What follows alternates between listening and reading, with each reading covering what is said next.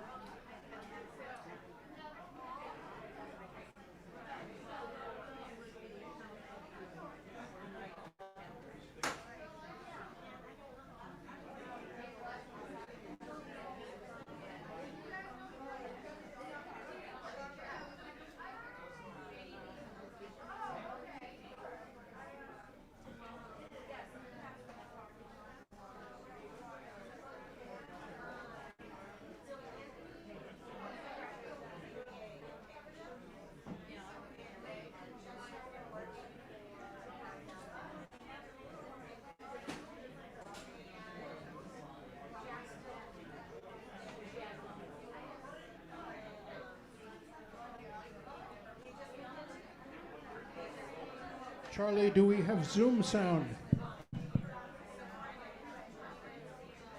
Yes.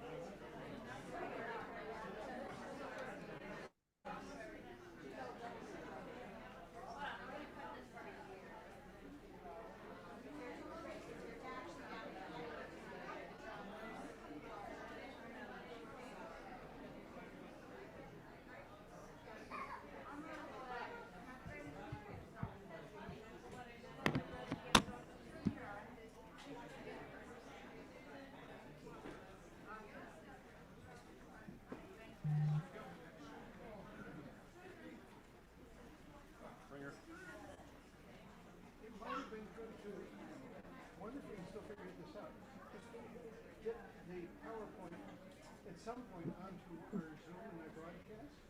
Not without a switcher, unfortunately. Do you have a switcher over Well, you know what I'll do is just I can send you a copy of it. And I'll add it to Absolutely. the end of the broadcast. We have a part of the YouTube channel here called In the Morning.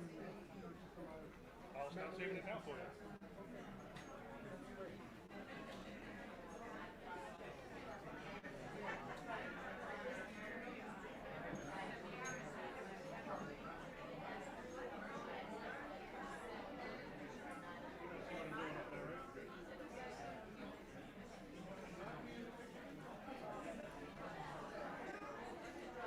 This is sort of the stage area.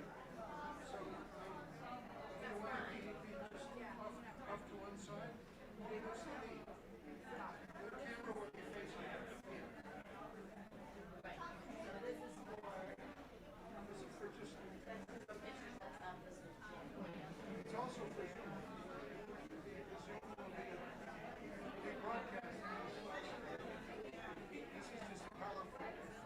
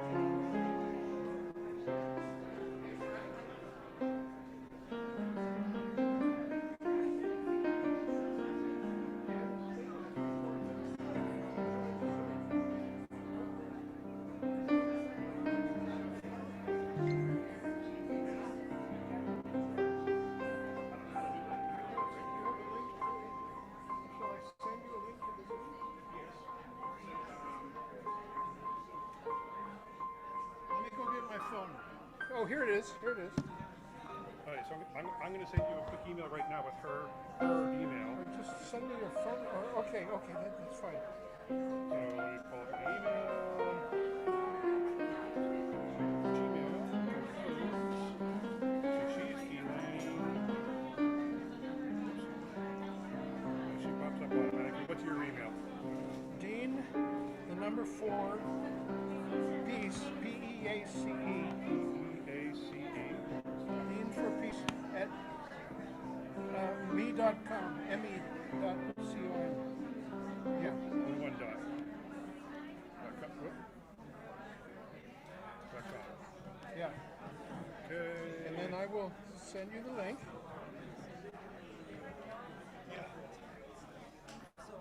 Next. Subject. I'll just write boo. And then hello. Okay. And send.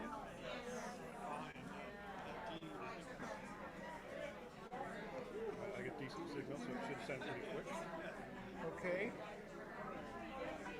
Yep. All right, mine says it's sent.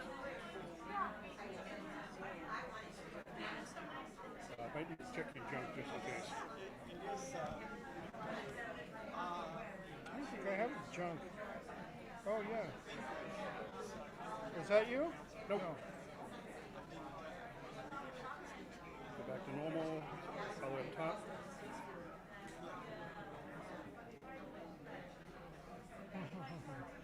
How's your signal? Are you on their Wi-Fi? Yeah. Okay. So, can I just send it to your phone number? Yeah, do that. Okay. What's your 617? call? 617-594-9894. Wait a minute. I'd be texting it. Oh, Text? Text 617-594-9894. What do you want to sell? Who? Oh, there you go. That. So we can slowly figure this out. Yeah. And as soon as you get on the Zoom, Charlie will make you a co-host. Right? And theoretically, from your laptop, you could, Yeah. or you have the PowerPoint on your phone too. Maybe. Whatever. Yeah, sending it now. As it goes, we'll figure it out. Okay. Yep, sending it to you now.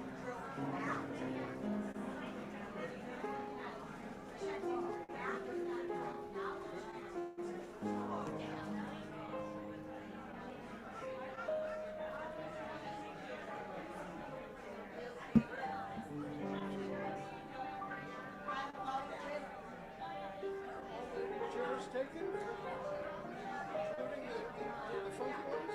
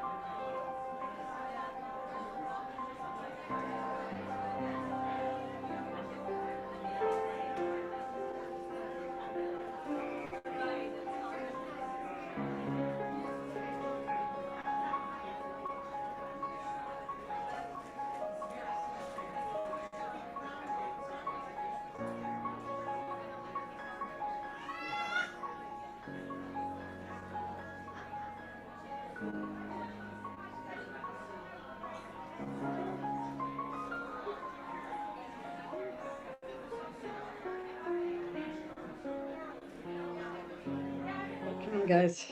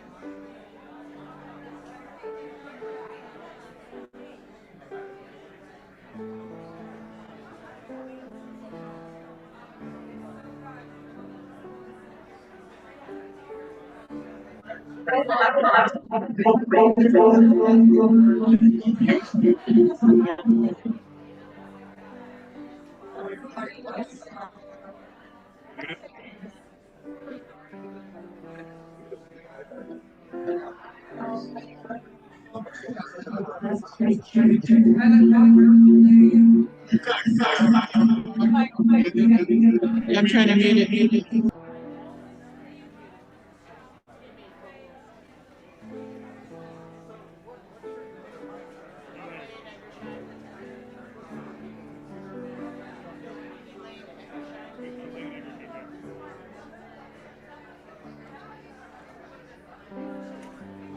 So, Charlie.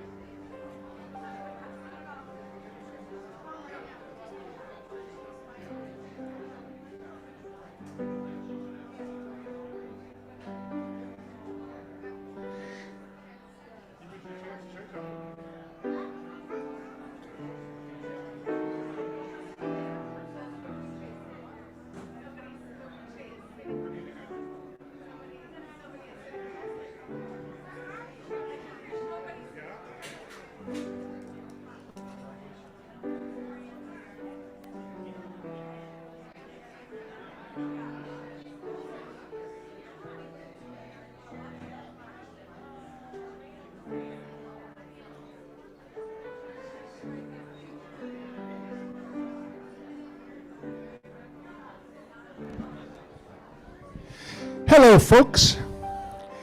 We're going to start really soon. It's just a treat to see so many of you here to remember Ed.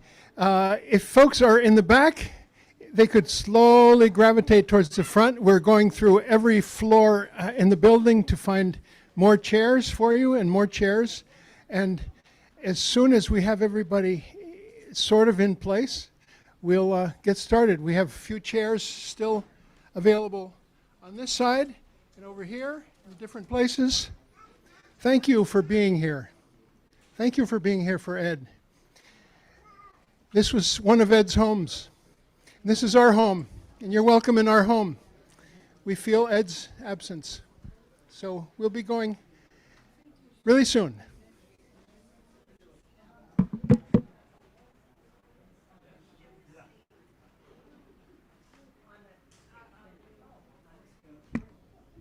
I wonder who it was that had some more big, huge photos of Ed. We have another easel waiting, and we could find yet another one. Who was it that had a big art case? Just in case we could get that up.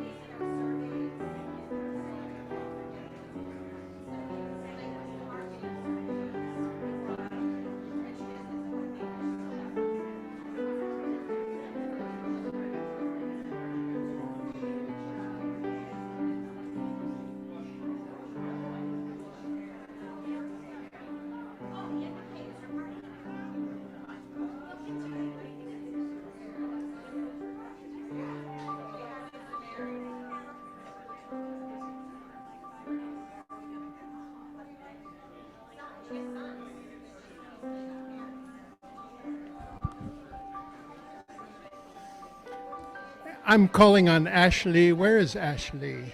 Ah, no. Yes, it is. Ah, yeah.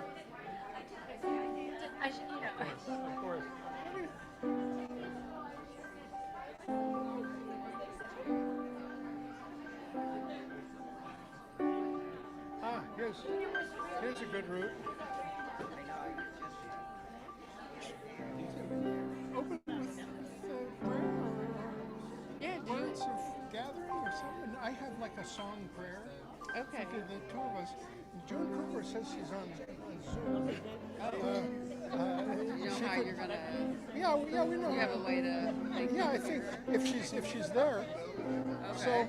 Okay. If she's there, yeah. Well, I'll just start by welcoming and then hand the mic over to you. Okay. Yeah. Sure. I can just follow you wherever you're going. Yeah, that's great. Is Charlie? Is June?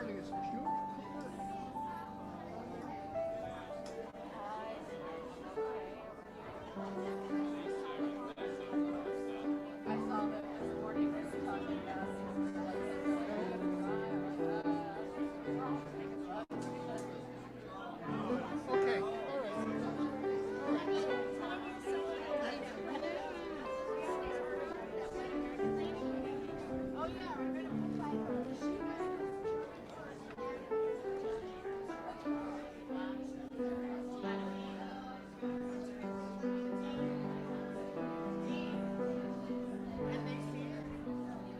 What's that? Can they see the PowerPoint on the Zoom, do you think?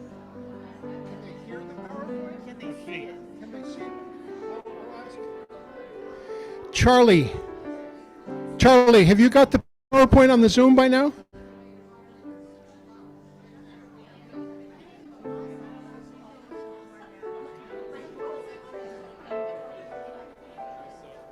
Can you see the PowerPoint on the Zoom now? Yes. And you can spotlight it when, as at the right, just whenever is a good moment. But we're going to start with me and Ashley. So it's to do the recording, it's just clicking on the live stream. Well, we're recording it on YouTube, Yeah. and the YouTube is already on. But don't you have to tell it to record? No, Okay. it live streams and records automatic. Yeah. Okay. Hi, Don. How are you? Yeah. Okay.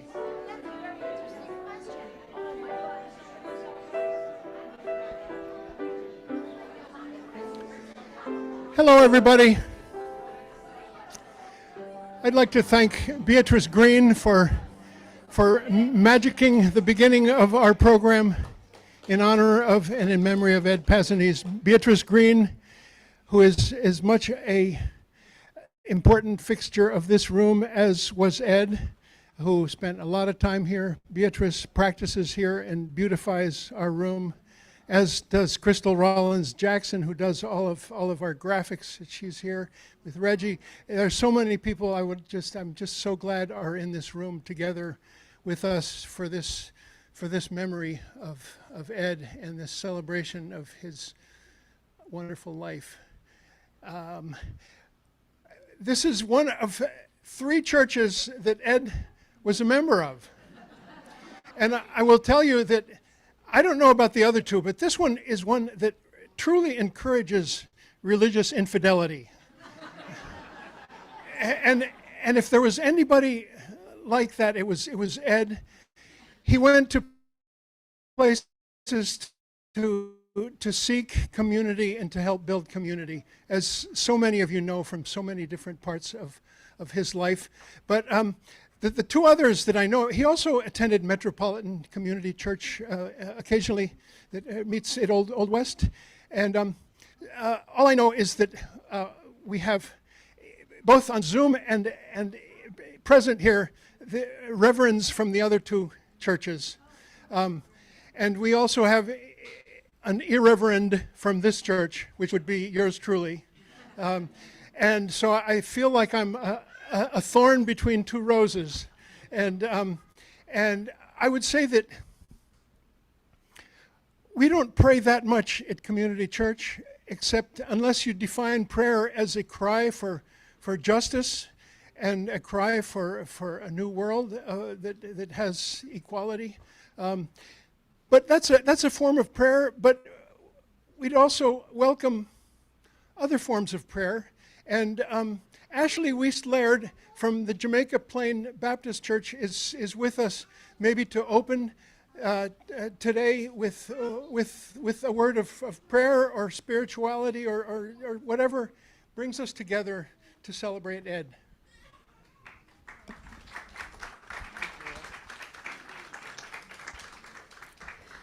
Good afternoon.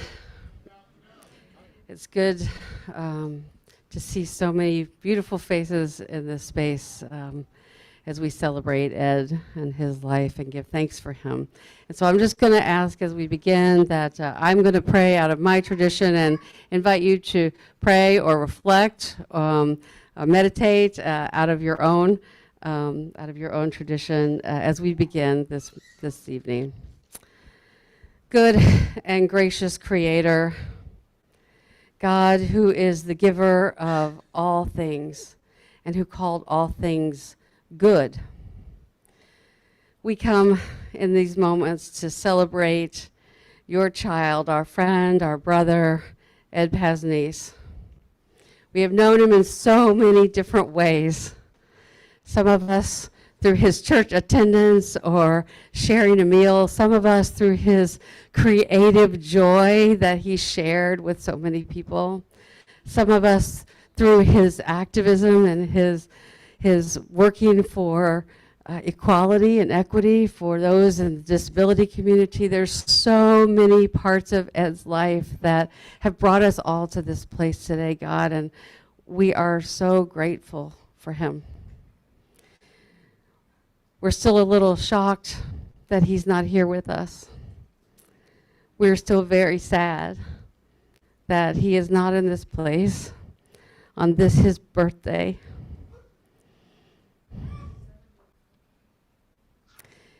And even as we grieve for our own loss today, God, it is my conviction and that he is wrapped in your loving arms, that he is held in a love and an energy and a joy that is beyond what we can think or imagine. And we know, God, that his legacy and his memory is going to be a blessing for everyone who knew him. So God, be with us in these moments. Let your spirit and Ed's spirit be in this space as we remember him, as we give thanks for his life and for everything he meant to each one of us, each in our own way. Thank you for the communities of faith and art and justice that held Ed in his life. Thank you for all of the ways that Ed's great, big, compassionate, loving heart brought so many people together. God, we remember him today with joy in our own hearts. And we thank you for being with us, filling us with life that we know is indeed a gift. So we pray in the name of all that is holy, all that is love. Amen. Thank you, Ashley.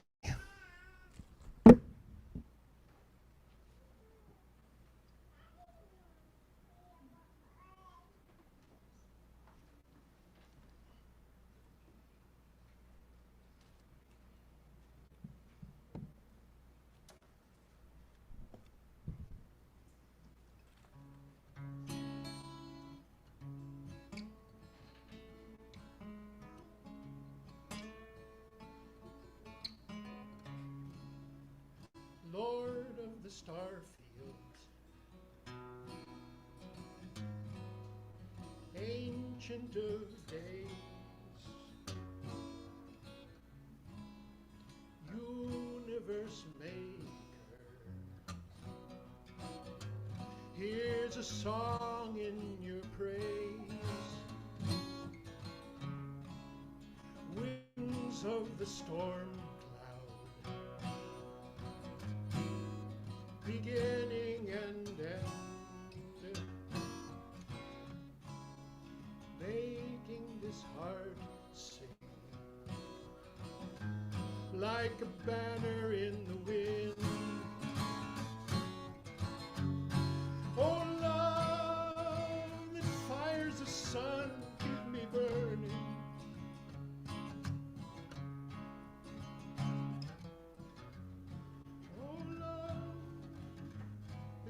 fires the sun keep me burning.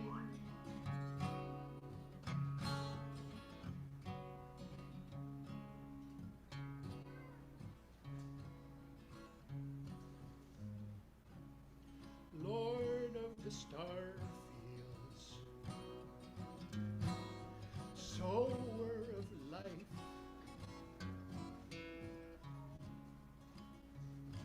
all of our yearning, Lord of the star fields, sower of life, heaven and earth are full of your light, voice of the nova, smile of the dew, all of our yearning only comes home to you. Oh, love that fires the sun, keep me burning.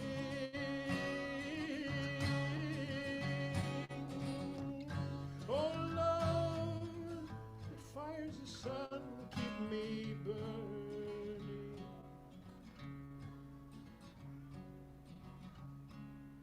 Lord of the star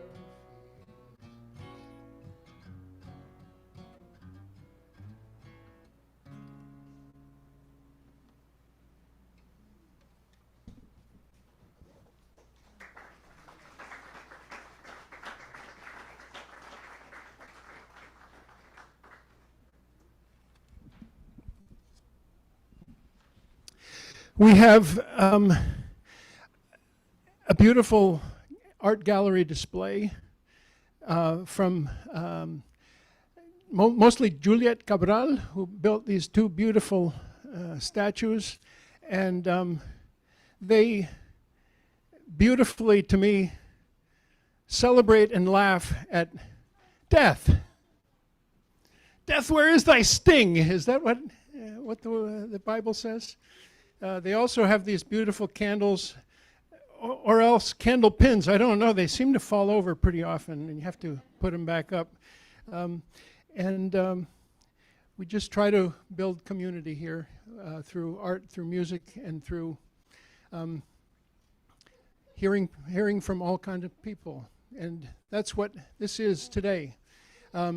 We have no programmatic idea here, except that we want to hear from you.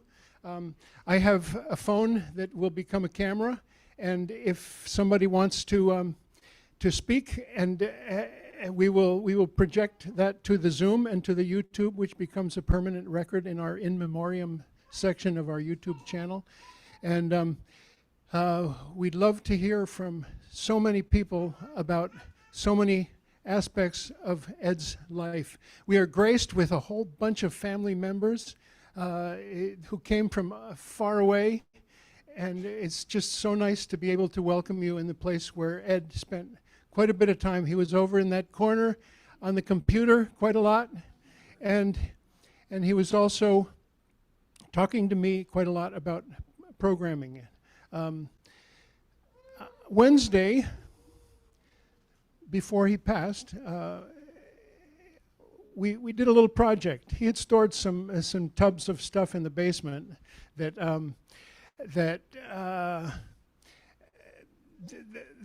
the building management was encouraging him to downsize,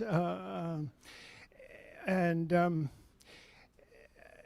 6 years later, I said, Ed, let's go through this stuff and maybe send some of it to savers, and you can keep what you want to keep. So we brought it up here, and we started going through it, and Ed said, well, let me let me take it home, and I'll go through it at home, and I'll figure it out.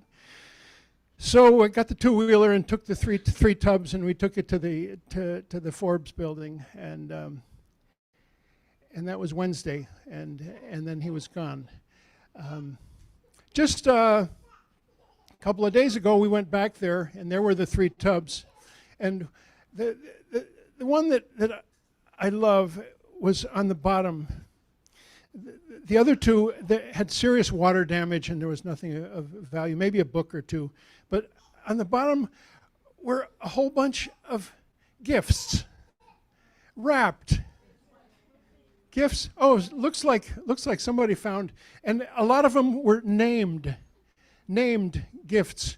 And somehow, maybe it was around Christmas that he came, that he had to do this, but the tub was full of these gifts, and we're going to hand some of them out to their proper place, and the other ones you're welcome to take. And maybe I'll take one myself. I received numerous gifts, as many of you did, from Ed. This was such a giving soul, and it wasn't like, it was genuine. It wasn't like I'll give you gifts so I'll get something from you or anything like that. And I have a beautiful painting to show you, a little tiny painting. And I also have a beautiful book that he found in a thrift store of Latin American political poster art that really just grabbed me. And it turned out that we had a copy of one of the pieces inside that book. He gave so much. He gave so much to so many people, especially to people with disabilities and disadvantages. And he had his own set of challenges. And to me, his passing is a real kind of just moment of self-reflection and church reflection. How do we fill that absence with more care and more love for each other, us poor people who are still here without Ed? That's the lesson I just truly want to take away from Ed's life. And again, I just thank you all for being here, and it's just so sweet to meet Ed's family that he talked about so much, and it meant so much to him. Ed's all different communities, and I hope we will hear from a lot of them as we go into this time together to remember Ed. I wonder if we could start with Maria Cabrera, who knew and worked with Ed so much. And here, what I want you to remember is to stay very close to the mic and talk right straight into it, as if you were licking it like an ice cream cone, but don't. And my granddaughter will hold the microphone. Right to our mouth. Yeah. Hi, everybody. So it's so great to see so many faces that I haven't seen in decades. But it's also wonderful to meet Ed's family. I had the pleasure and the honor of working with Jane on Monday and having coffee and muffins and things. But she's wonderful. And, Ed always talked really, I kind of feel like I knew you already. And also Megan. I met Megan finally. That I always had her going to all these Wheelock Theater things, but I never met the woman. It was on the day that I didn't go. But anyways, I'm glad that I see those great smiling faces. And a lot of you, boy, the resemblance, family resemblance is something else. But I wanted to say that I met Ed when I was working at the Children's Museum, and he was doing some activity there. I don't remember what it was because I was overwhelmed by him. Not necessarily, here, I'll hold it. Not necessarily the activity. And then I lost track for about a year, and I met him at Spontaneous Celebration. Spontaneous celebration. I only said it once.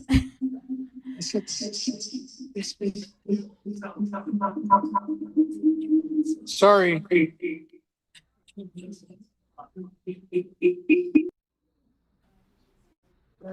There you go. Okay.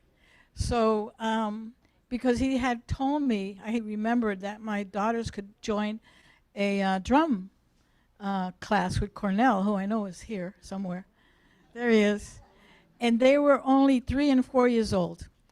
And Gina, right here, is not 3 or 4 years old any longer. But she still has that drum. And from there, I really realized that he was so connected, so many creative things, and we worked together for many years. And about 3 years ago, he decided not to be the director any longer. Shantae Rabuin and I then decided to take it over for him. Actually, he decided that we should take it over. It was one of those, please, oh, you'll be so great. And then in many phone calls to convince us. And so we did. And we're happy we did, because it's a way of continuing the wonderful work that he started now 18 years ago. So, yep. Yep. He started it just because he loved children, especially children with disabilities and their families. This is a unique program because there are after-school art programs for kids, but the families go away and come and pick them up. But Ed said, no, the families have to be involved. The adults that are raising those children need to be involved. And let's make our workshops as easy as possible with materials. So recycle materials, things you have at home. Or if you have to buy something, a rubber band or a baggie, it's not going to cost you an arm and a leg. So he always kept that going, and we always keep that going. So any recycle, we're always happy to take. But, you know, the thing is that we do have a lot of families with children with disabilities, but now grandparents come also to our program. And the exciting thing is that we welcome everyone, whether you have a disability or not. And what they learn from this experience is amazing. They first come in and see a child that may have autism or a child in a wheelchair, and they're a little bit, oh, I don't know. But by the third or fourth time, they're like, oh, hey, he's my buddy, you know? And they're learning that whether you have a disability or not, you're a human being, and to treat everyone the same. And that's Ed. And Ed will always, until we do Families Creating Together, we're going to have Ed's memory there and his spirit and his goal of including everyone. So it's fine. They deserve it. They all deserve it. That's right.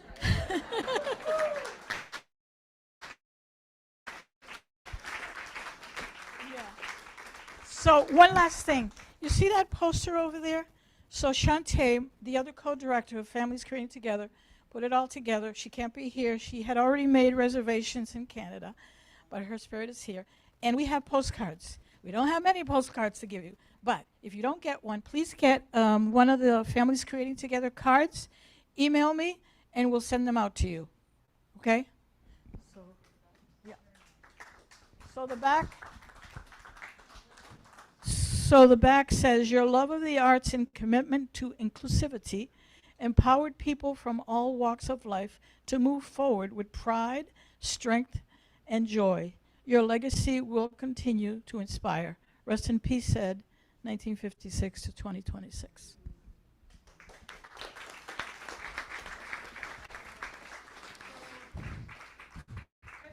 Sorry.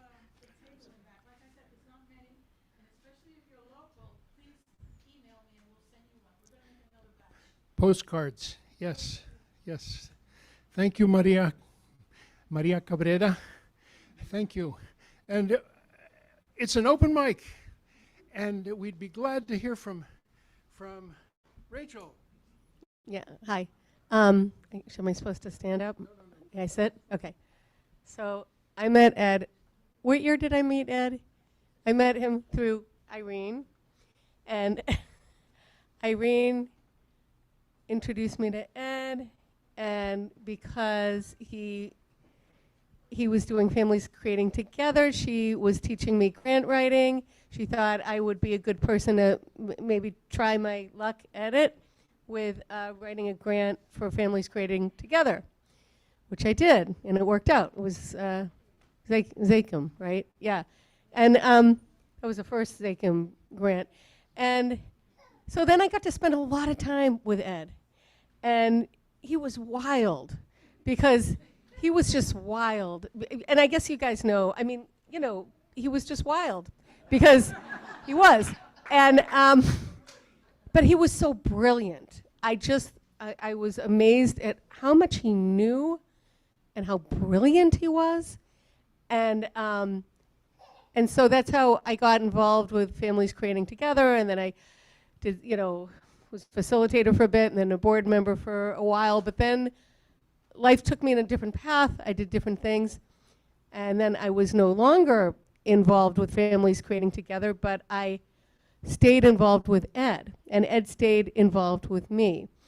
And we were just, I don't know, kind of soulmates in a way, right? Just like, I don't know. As friends, right? He just was my dear friend, and he just, he would meet me all over the place. You know, like even when I moved to Western Mass, which is where I live now, we were making plans for him to visit me then, to visit me out there. We didn't do that, but I would come into, let's say, Acton, and then I would take I would drive in, and he'd volunteer to meet me at Riverside or wherever. And he would just travel and meet me, and he always had this huge bag with him, stuffed with things to give me. And I'm like, you know, I'm more of a modern girl. I'm like, you know, I don't really need this because I'm on the internet. I don't have to have so much paper.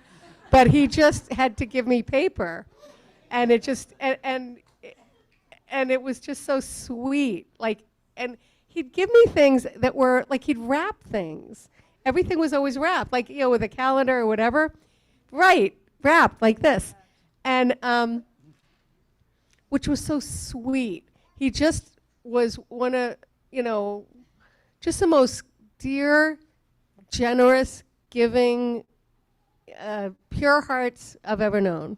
That's how I would describe him. And just always, another thing, he knew everybody in the universe.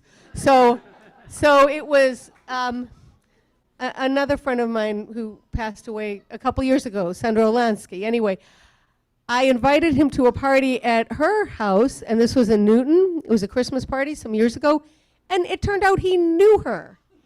And they had gone to school together, Mass College of Art, years and years ago, and they knew each other years ago, and he knew her. He knew everybody. There was nobody he didn't seem to know, and so it doesn't surprise me to see so many people here because he just impacted us all in different ways. Anyway, thank you. Thank you, Rachel. Thank you, Rachel. Yeah.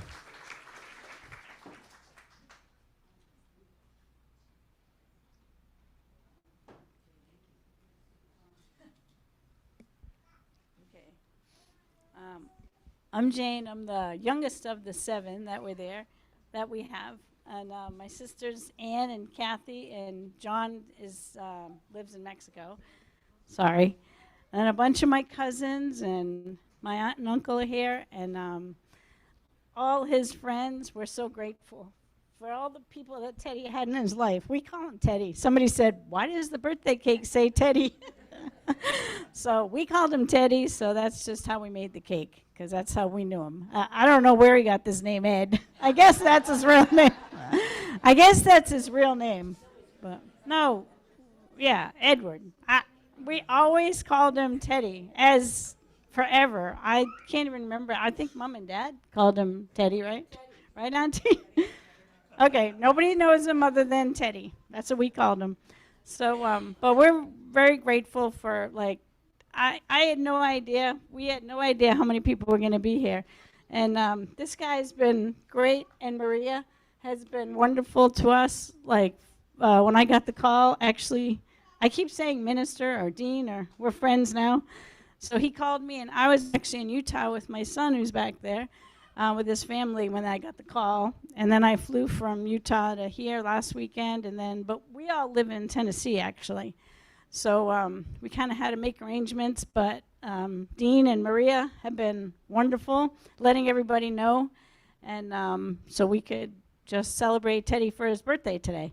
Because a lot of people here were, I think, going to go to his birthday party. He's been telling us for a while, Jane, June 28th, it's my birthday. I'm going to be 70. Do you know that? June 28th, I'm going to be 70. He kept telling me, and I knew his birthday was June 28th. He was going to be 70. He told me he was having a birthday party. So I think Ian Warner said to me on his birthday. So we got a birthday cake. So please make sure you take some birthday cake. And we had no idea how many people would come, so sorry if there wasn't enough food for people. We just wanted to have a few things and things for everybody, but we're very grateful because we know Teddy was in every community in the world, like you said. Like, he would call 100 times and leave 100 messages, and then we wouldn't hear from him for a month or so. And we'd call him back and leave him a voicemail, but then his voicemail box was full, right? Everybody knows that. So, Megan was here, so she got to see him a lot. But he did come to Tennessee and see us right at Christmas. It was Christmas. Because he called me and said, hey, Jane, just so you know, I'm coming on Wednesday. I said, what Wednesday? He said, this Wednesday. I'll be there in Nashville. Pick me up or whatever. So he came, and I said, but I'm coming there next week. So he came like the week before Christmas. And, of course, he doesn't know what Real ID is. So that was really fun at the airport. But he was great. He was definitely like, we found the bucket of presents for everybody. And I asked the minister, I think they're here. There's a bucket with a whole bunch of wrapped gifts. And if you don't have one in there, I'm sure he probably already is giving one. Like, when he would see me, he would say to that's one of my sons, he would say, now, how old is that one now? And how old, can they have crayons? And will they chew that? Can I give them this book? And I'll never forget, my kids always remember, for my husband, my husband passed away, and he was diabetic, like serious. And we always laughed because Teddy came for Christmas, and the Christmas gift was a jar of honey. So, and my boys would always say, doesn't he know Dad's diabetic? But he didn't think of those things. So anyways, but thank you, everybody, for coming. And really, anyone, I would love to hear I think you probably would love to share about him, right? Okay. So. Thank you, Jane. Tam and myself and Ed got together. Puppetry show place. Families sharing together the very first year. And we knew each other before then. Also sharing the fire. Ed could get in anywhere. Ed had nothing blocking his way. He knew who to talk to and what to say.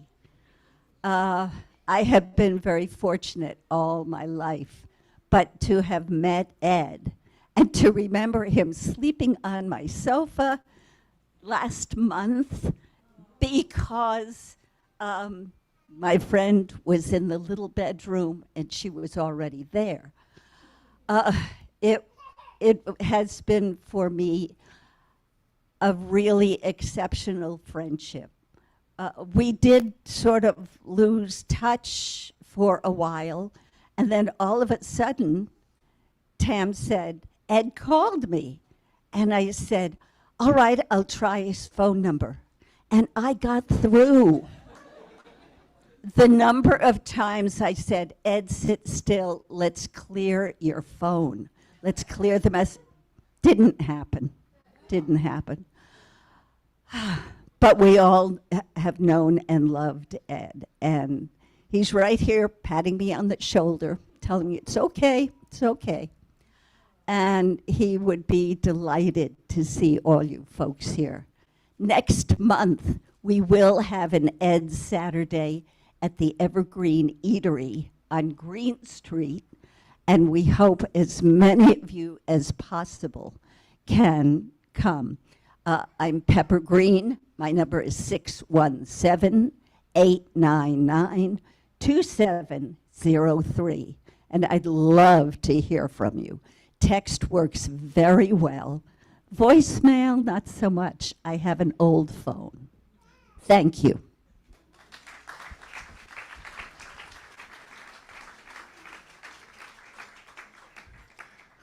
What's this about Ed and his phone? It's like, good luck with that one. I think I lived through like 5 or 6 of Ed's phones, and the numbers are still on here. Here you go.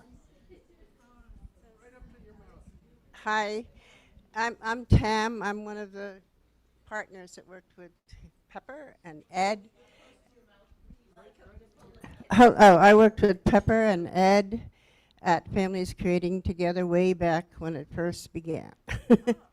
And suddenly Ed came back in our lives. He was away for a while, I don't know where.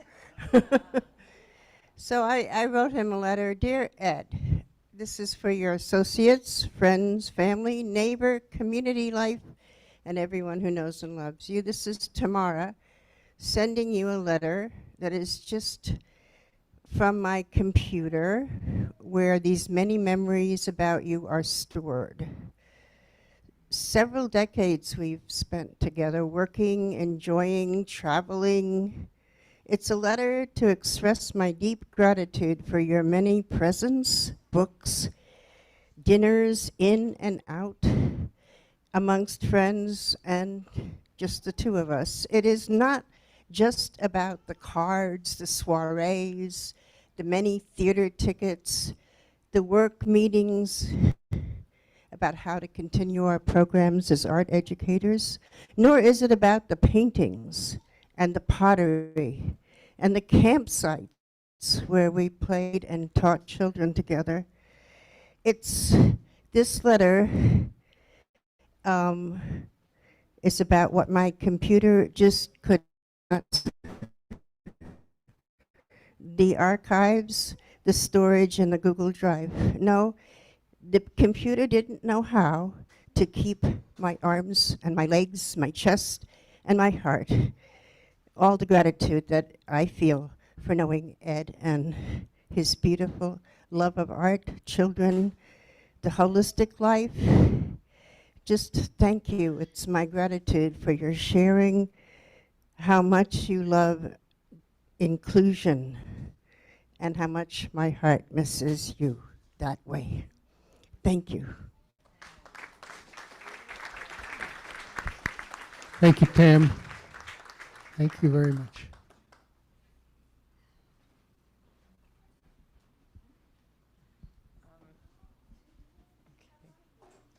Oh.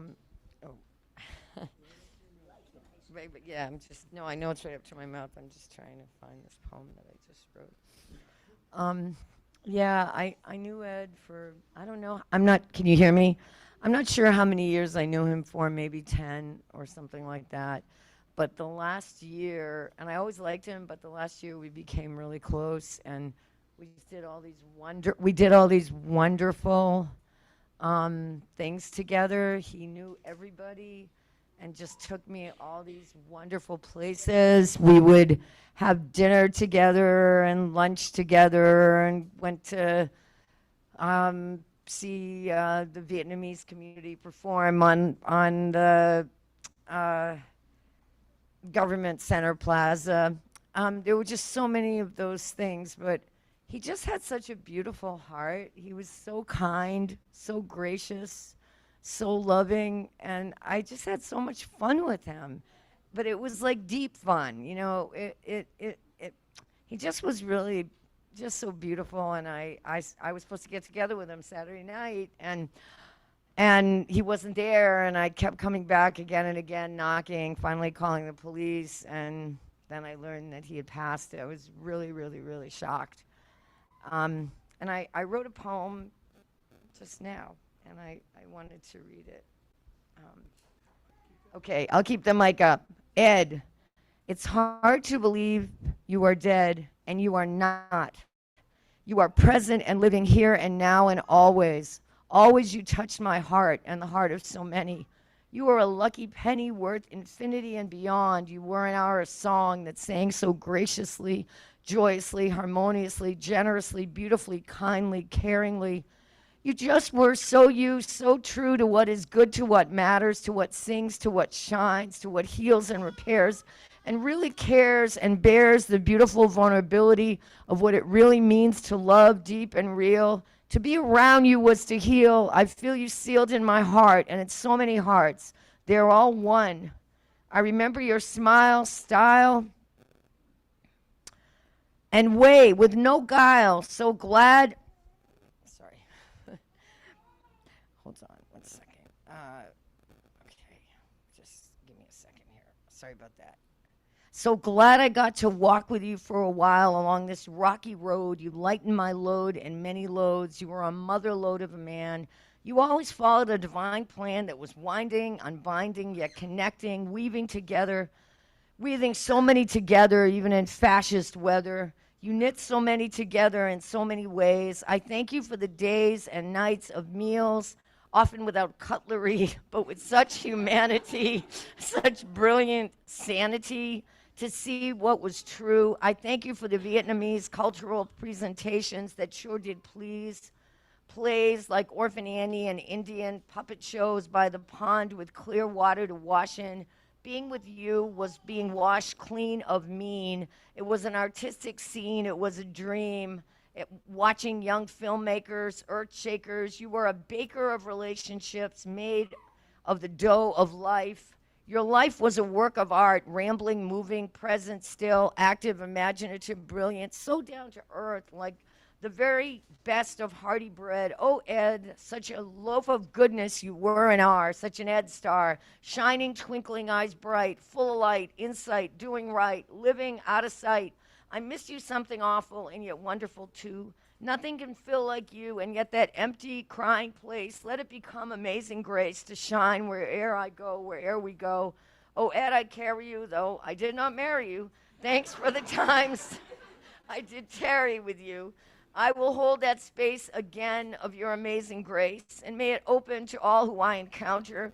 May your spirit live in me and thee and we. Forever thank you for our entwined destiny. May it bless you and me and we with the love you gave so freely. Ed, keep on creating wherever you are.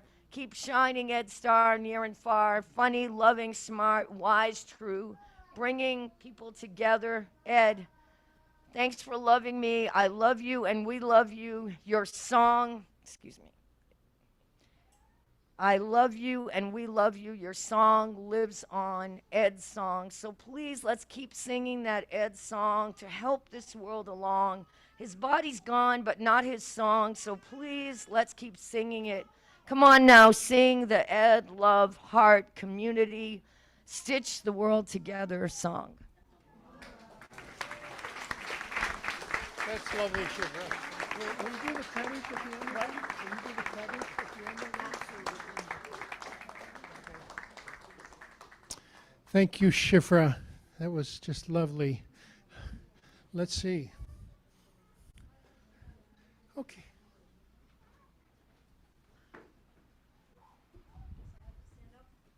You don't have to.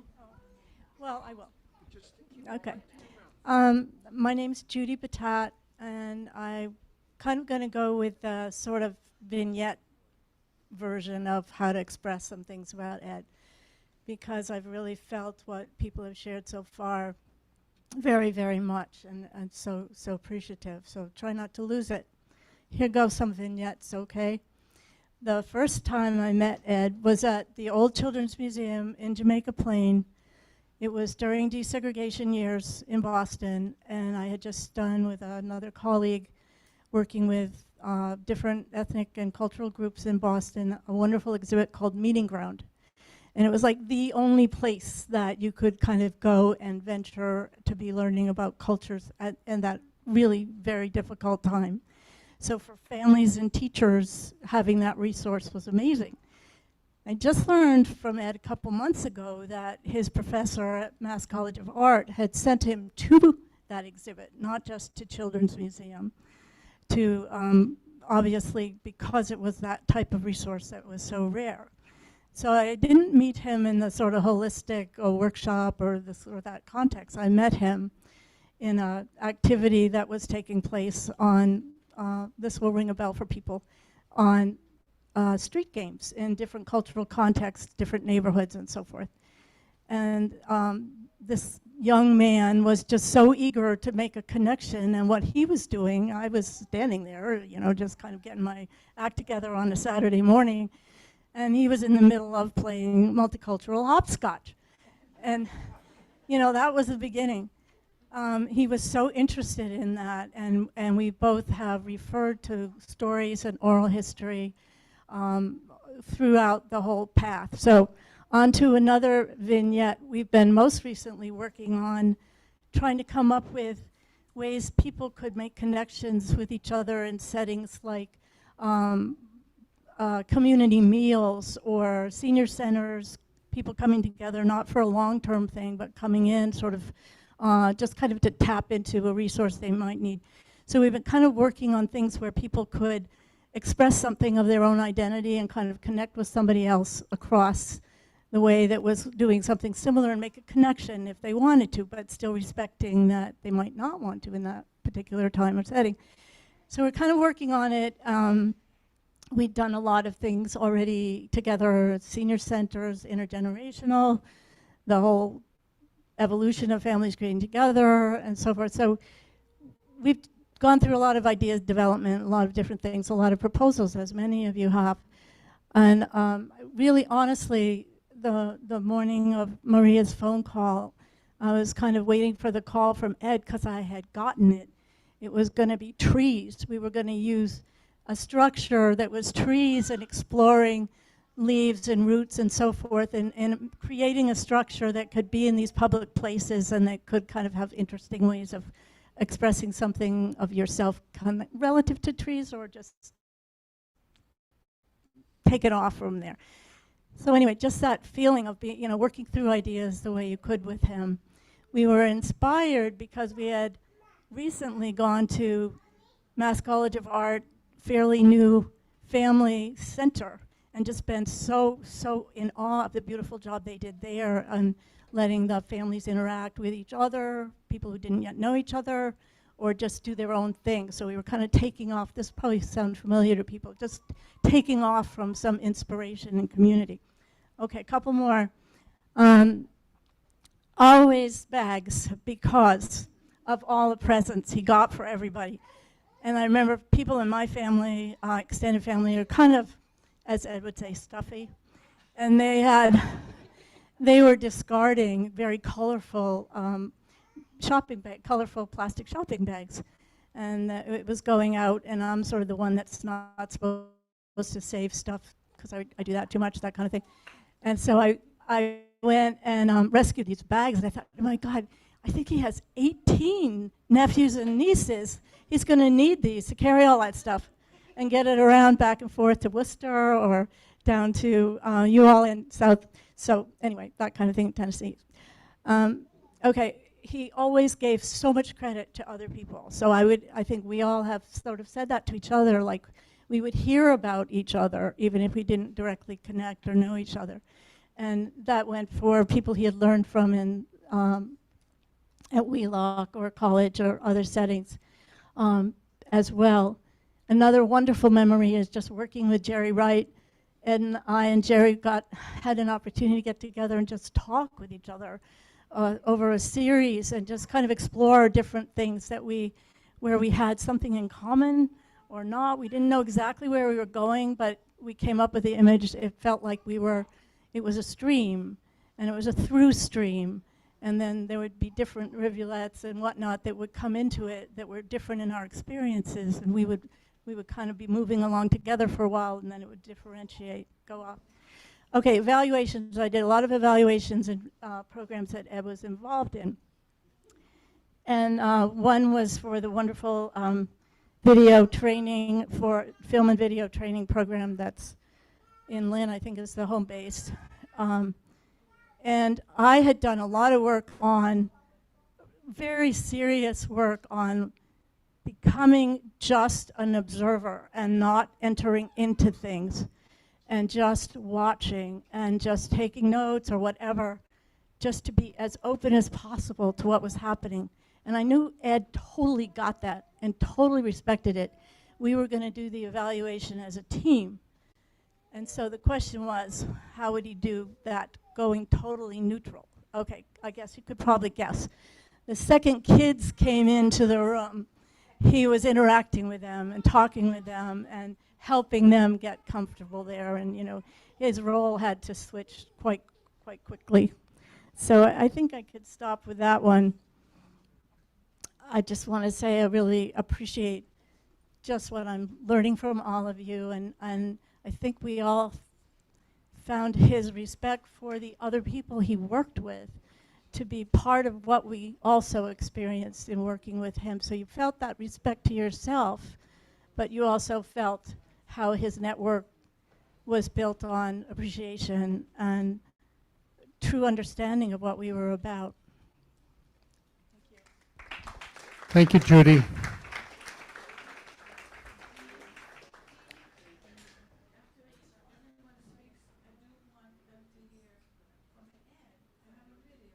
Okay. And you have the video. Yeah, okay. Let's see. Oh.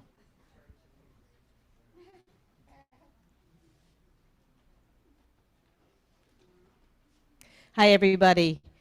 Hi, I'm Aisha Knight Shaw, and my voice interpreter is Jody Steiner. So I just want to let you know, I met Ed through Jody at Wheelock Family Theater. We connected. This was ages ago, back in JP, lots of fun.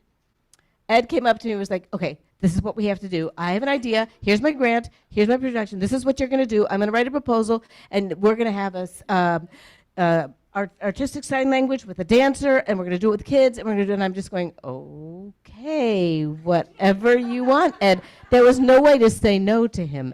He just was like, he'd have the paper, he'd have the agenda, he'd have the grant, all the notes would be written out. He goes, this is what we're going to do. And here are everybody's phone numbers and emails. And I was like, do you know that I'm deaf? I can't make those phone calls. This was way back then. So, and I said, we can video call with a video relay interpreter, but email is best. And he was like, oh, okay, great, all right. And he sent tons of cards. And a week later, he'd say, I'm sorry, I lost your phone number. I lost your email address. Can you give it to me again? And again, he'd give me the same paper with all the same information on. We wrote back and forth, but actually, the email, pages and pages and pages, and I'd read it all the way through and hear what everybody else is doing and all the people in his life and what they're doing, and at the end it'd be what he wanted me to do. And then he'd call and leave a message, and the message, he'd call again 5 minutes later, and then I didn't pick up, and he'd call 5 minutes later, and I tried to figure out, who is this from? Oh, it's Ed. Okay. But we worked together often with Families Creating Together, with Maria, and Wendy Jalen is the name of the dancer, choreographer. And we did a storytelling workshop in American Sign Language and Movement. We had a lovely children's book. She voiced it. I signed the story. We taught sign language. We created movement, worked with all different ages and abilities, and it was fantastic. Years ago, about 10 years ago, I moved to California. That didn't matter. Ed was still like, could you send me your resume? Because I have some ideas for a project I want you to do. Ed, I'm in California. Thank you, but I live in California. That doesn't matter. It's fine. You'll come here. We'll do this residency. We'll do it. You didn't say no to Ed. I said, you know, I'm taking care of my mother. You know, she's deteriorated. Aisha, I've got this project for you. Anyway, you know, I keep waiting to see Ed's email in my inbox, you know, and or leave a message on my voicemail, or you know, say, do you have somebody's phone number? I've lost his phone number, or, you know, could you teach me sign language? I'm sorry, Ed could not learn to sign. I tried, it just didn't stick, you know.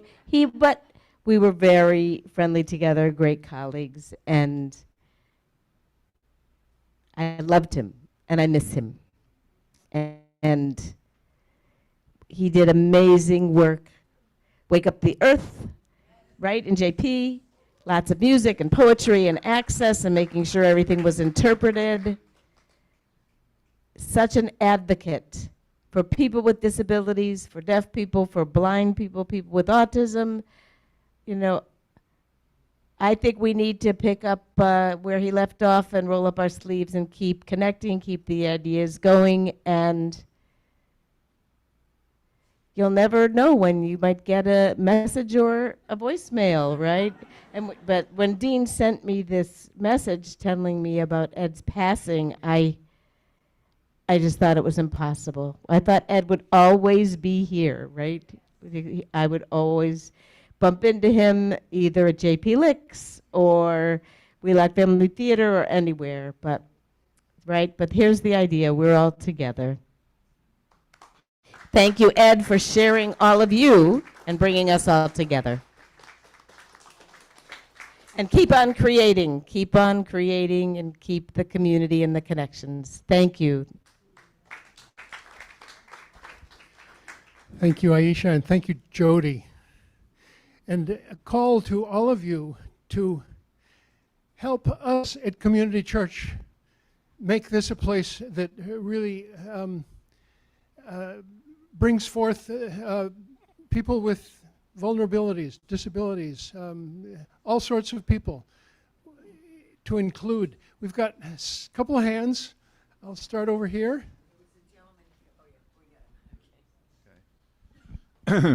Last time they said hold it closer to your mouth.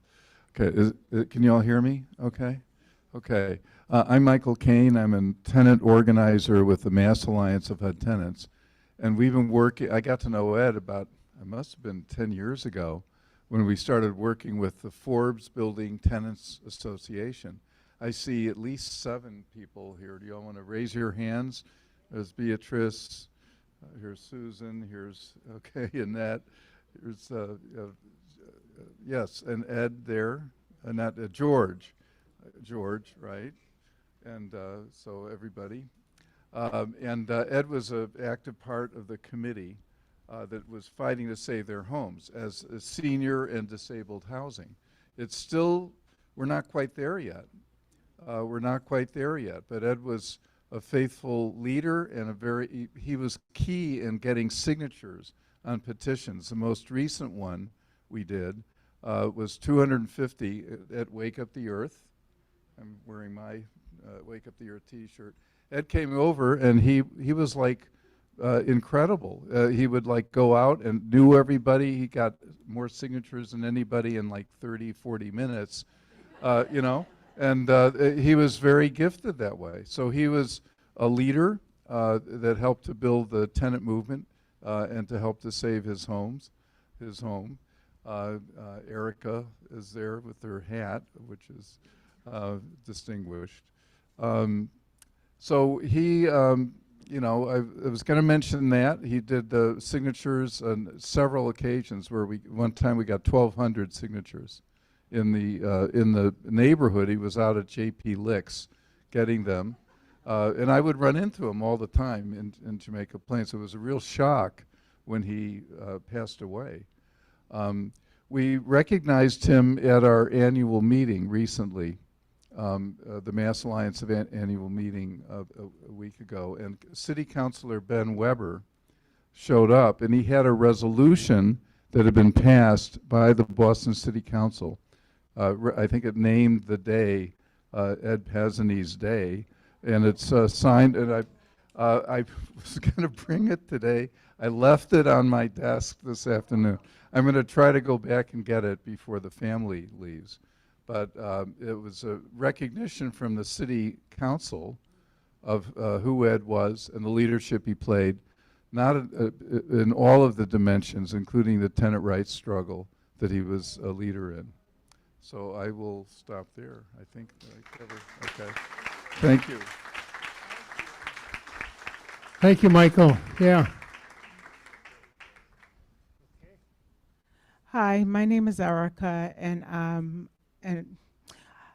a neighbor. I was the neighbor of Ed's. I'm from the Forbes building, and you know, I would sit out on the bench and out in front of the building and you know, if the world could just be the way that Ed saw it, or, you know, just seeing all of us here together. He was just selfless, and he was loving, and he was caring, and, you know, I would order food. Yeah, sometimes I don't like to cook. And, you know, they would deliver my food, and, you know, Ed would be downstairs, and I find that we'd be breaking bread together. And, you know, like no matter what it was that I ordered, he would dig in his bag, and he always had, what are they called? Like these, like cupcakes or muffins. And, you know, and I said, and I don't know about a muffin that's in it was wrapped up. I never had one. I said, no, Ed, I'm good. And he was like, I'm telling you, have it tomorrow morning with your coffee. You're going to love me for it. And I did, and I loved him for it. But, you know, I just want to share this, that Ed was, I mean, I'm sure you all know, Ed was a loving person. Ed didn't see color. He didn't see any biases. He was just a wonderful person, and he just touched so many. And, you know, I remember, I was at the Forbes building by way of taking care of my mom. And so that's how I met Ed, and that's why I'm still there, you know, in regards to my mom. But, you know, just, I've met so many beautiful people at the Forbes building, but Ed, just so selfless, you know, and just caring and giving and sharing, and he was just a lovely person. And it's crazy because we were just sitting out on the bench together, you know, just, you know, trucking and jiving. And when I heard, I was like, no, you know. And so I am a minister, and so God's word tells us that we don't know the time nor the day, right? And so, you know, and we're not promised the next 5 minutes, let alone the next 5 seconds. So, you know, cherish the people that are in your lives, and love on those who love on you, and try to love those who don't love you, you know what I mean? And I saw that with Ed. So, Ed, we love you, we miss you, and we're always going to adore you. Thank you.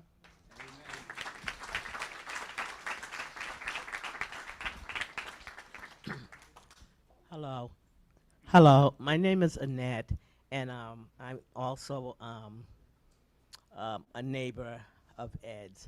And just what Erica was saying, I mean, you can't find a better person, a loving person than Ed. Like I say, he didn't see any color, he didn't see anything that was broken. He just, you know, he's just, I mean, a genuine, I mean, just an awesome person. And I met him through the tenant association, and he used to always say that you're a great cook. 'Cause I used to always say, Ed, I'm cooking, you know, come to my, you know, apartment, you know. So I used to, you know, give him food and cook for him, and if I used to bring leftovers from my family, I said, come on down, we have some food, you know. So I'm gonna miss him, and he helped me a lot with my grandson, which has autism as well. And I'm just gonna miss him. And I couldn't believe that he was gone, because we was just sitting out on the bench about a week or so ago, and until 10:30 at night. I said, Ed, I gotta go in the house now. So so I left him out on the bench, and one of the neighbors, you know, came to me and said, did you hear? I said, heard what? It's like, I couldn't believe it. And we just had pizza a week ago before sitting out on the bench. So I was just, I just didn't know what to say. And like she said, tomorrow's not promising to any of us. So we got to love each other now. Thank you.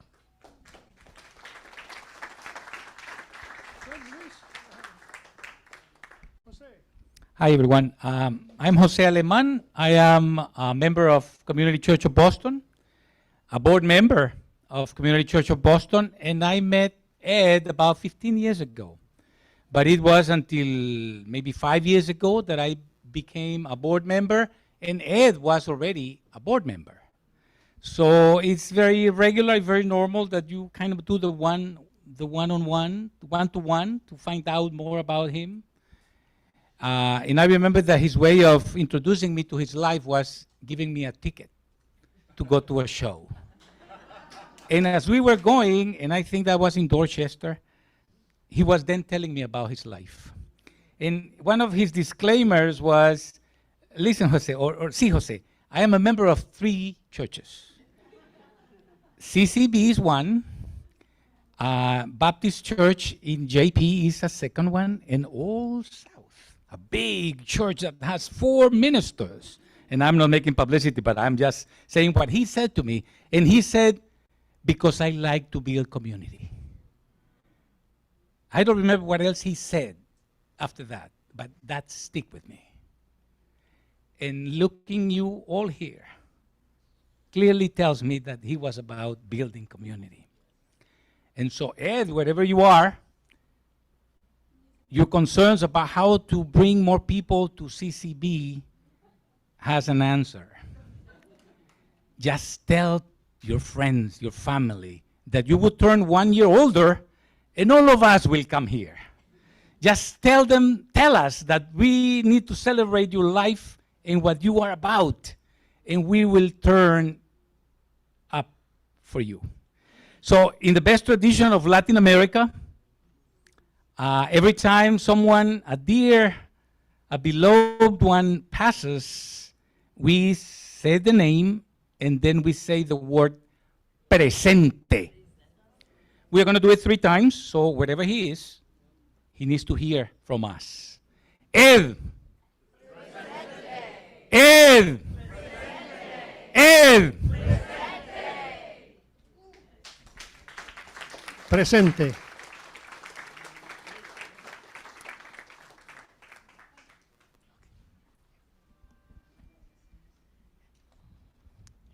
I'm going to do my best to not fall to pieces for this.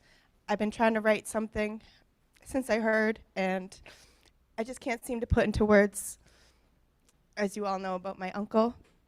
He was just an amazing man. We had a very special connection. Every time my phone rings, I'm sure you all are dealing with that right now, you think it's him trying to tell you the tea on some wonderful person he just met in the street or at a lovely coffee shop or at a cultural event I just have to get to. I heard about every puppet show, families creating together event. We always got an invitation. He was always there to tell me, or of course send me a flyer or a few flyers and a pamphlet about every play that was coming up at Wheelock Theater that he thought I would just absolutely love to go and see. And he was usually right. Before I had my daughter and I was living in Boston, I would actually he would always have to instruct me because he was like a master at public transportation and I was not. So he would somehow know every purple line and you connect over to here to get down to here and then you go up this street, and he would always be able to get me to Wheelock Theater so that I could go and volunteer passing out adaptive equipment and different things so that I could go and see a play with him without cost, because he was always, teaching me how to be extra frugal or make sure. I saw this event going on at, Maria and I actually just met this past week at my uncle's apartment, sorry, I'm jumping all over the place, but yes, there were many notebooks, by the way, with probably everybody's phone number written down with your address. Don't worry, they've been destroyed. But not destroyed, I kept a lot, but they're not just tossed away. But I couldn't help myself but flipping through all of these notebooks at his apartment filled with phone numbers that I did see several times in other notebooks with notes. And he didn't just put like a thought on paper. He put an entire plan. It was masterful. It was impressive. He had which person, like a side note, it was like his brain on paper, a whole brainstorm with who to go to for the grant writing, which interpreter, I believe it was you in California for almost all of them. I heard about so many amazing people through my uncle, and it's so beautiful to be able to meet you in person.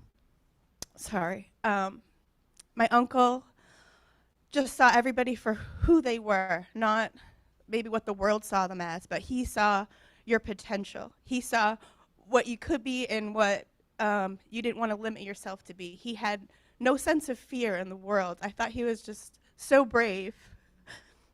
He would come and celebrate holidays with my daughter and I, traveling out to Boston. traveling from Boston out to Worcester, and I would check the train schedule like over and over. I always worried he might miss it. And over the past at least decade, I knew if that was a Boston area code or even a number I didn't know, I should probably answer because it was Uncle Teddy getting a hold of me from someone because I lost my phone or it's not working.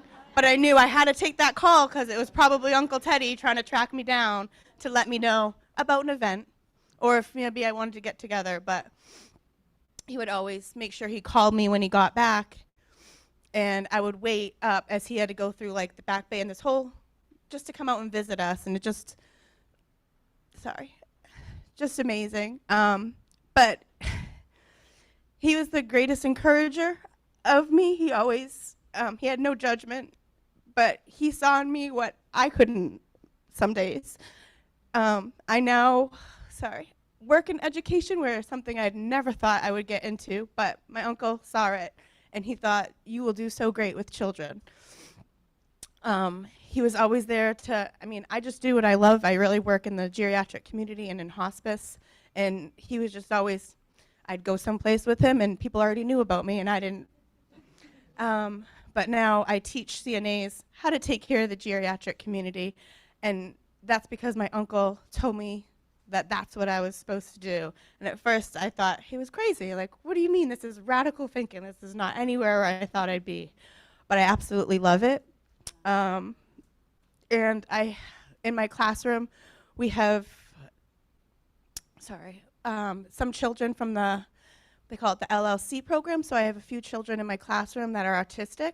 And I have one that I think of my uncle all the time when he's in my class because he loves to sign.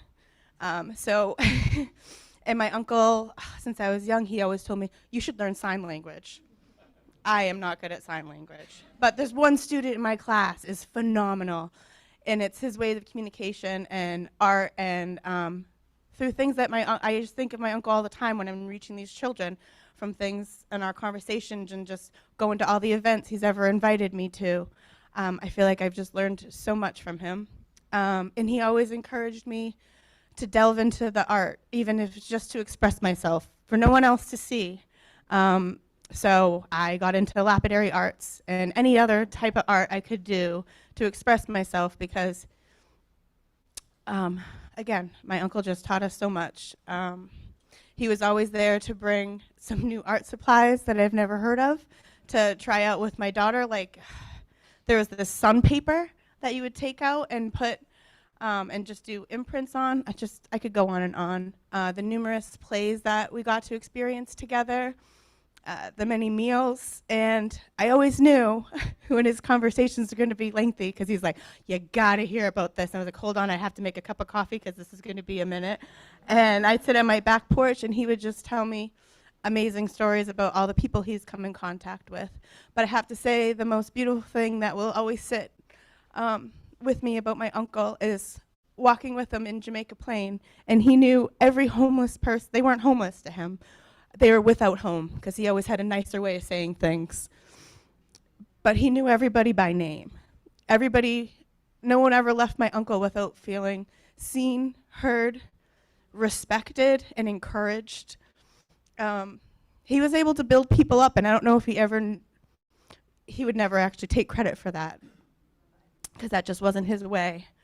But my uncle was just an amazingly beautiful person, and I've learned so much from him and his legacy of love and acceptance and just making sure everyone feels seen and heard. I hope will, as I know from hearing everybody else, will continue to carry on. So I hope everyone takes an art class or takes a moment, sees a beautiful piece of nature, takes a walk around Jamaica Pond and thinks of my uncle. Or a beautiful play, everyone will think of him too.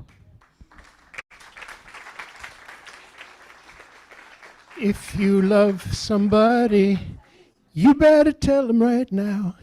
If you love somebody, you better tell them right now. If you love somebody, you better tell them right now. You might turn around and they be gone.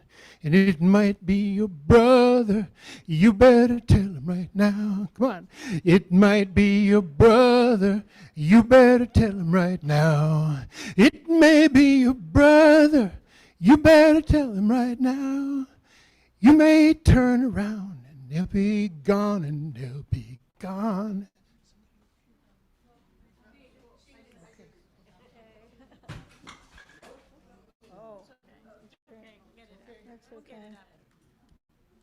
But this is from Ed. Oh, those are hard acts to follow. I'm Susan Cooperstein. I met Ed, I know exactly 25 years ago because that's when I moved to JP and I had to do, and I lived near Spontaneous Celebrations where he was working at that time, and he helped me immensely with some issue there, and we became friends, and then I worked with him in starting Families Creating Together and met Irene and Maria and Sandy and Rachel and others on the board. And that organization, I had worked for many nonprofits in my life, but that organization was so special because of Ed's love and kindness and perception of how things should be. And when you look, Maria asked me if I had photographs of Ed and of the program, and when I started looking through my files, I just saw such joy on the faces of the children and parents and grandparents and others who worked with their children in that program, in the concept that Ed so uniquely developed. And, you know, as everyone has said, someone said to me, I think it was my son, who's an adult, who's 55, who said, Ed was the kindest person I ever knew, and that's so, so true.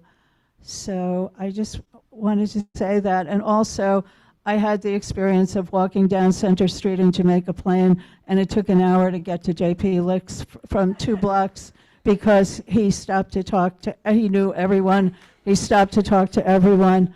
And then when I moved away, he kept coming to visit wherever I've moved a few times, and there's Ed, and he's calling me, and he's like, I'll come for Christmas. And I'm like, okay, there's a bus to the Cape on Christmas? And he's like, oh yeah, I checked it, I get in at noon.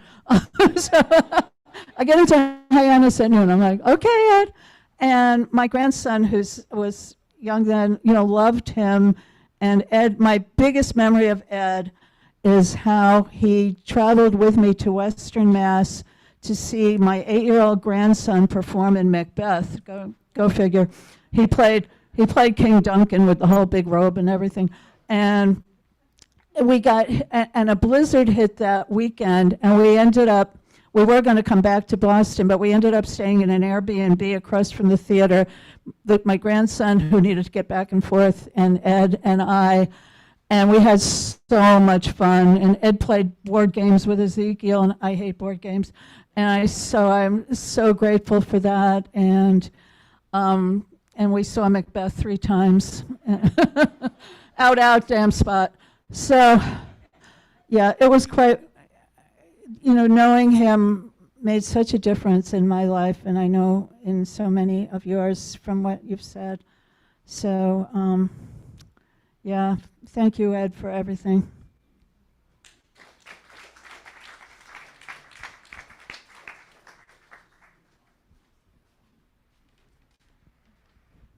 Hello, my name is Elaine Eggersheim. I'm Maria Cabrera's oldest daughter and favorite, maybe? No.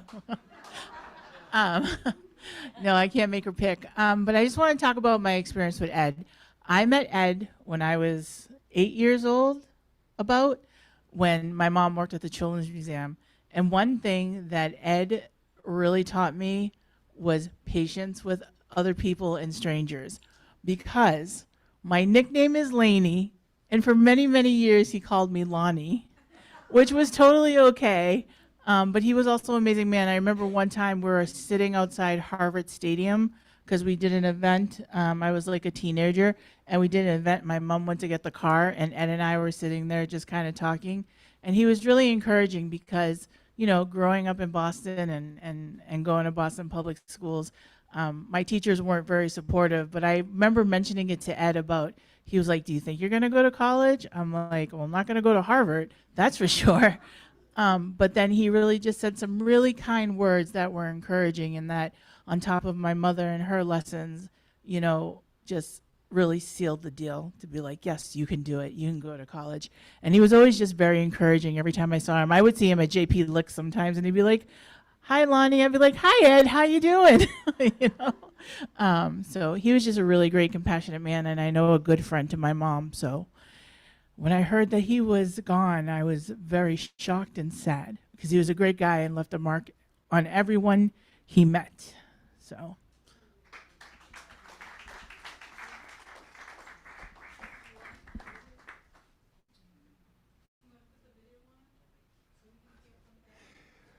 We have Cornell.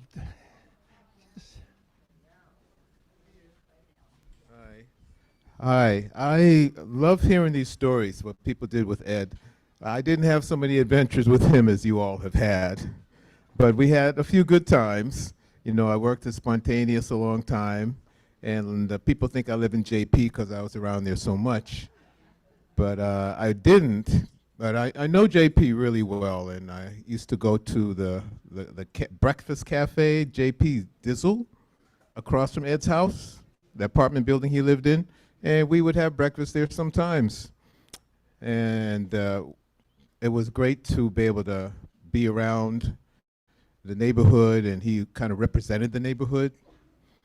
I enjoyed his mind. And if you just look at that face, you could see there's stuff going on behind those eyes. You know, he always had an idea, something he was enthusiastic about. I think that was the word you could describe him with, enthusiasm. And it was infectious. And sometimes you bowl you over. Who said they were overwhelmed by him when they met him? But we had good times. Wake Up the Earth. He had a corner on Hubbard Street that did his programming there.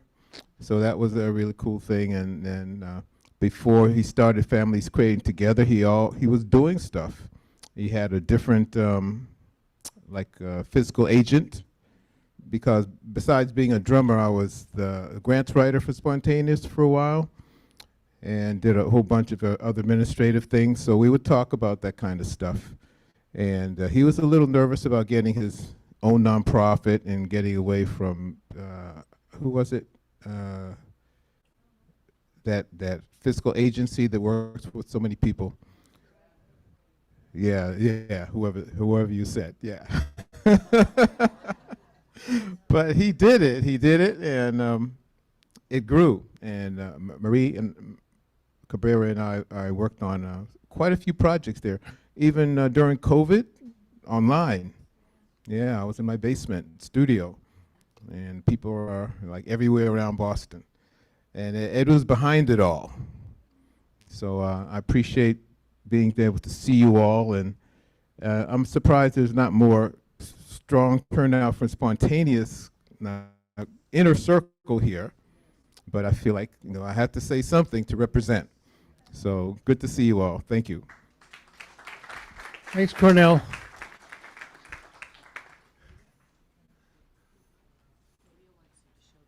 Okay. We have a video to show you. Charlie, are we ready? Here.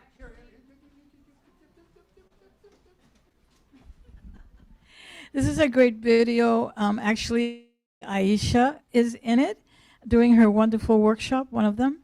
And I just saw it and I said, we got to play this, because this is the last words you'll hear from Ed.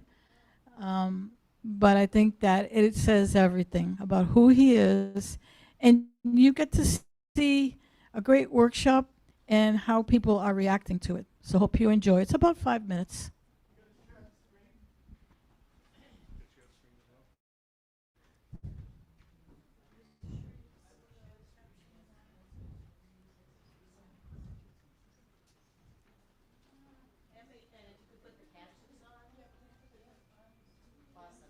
They're on.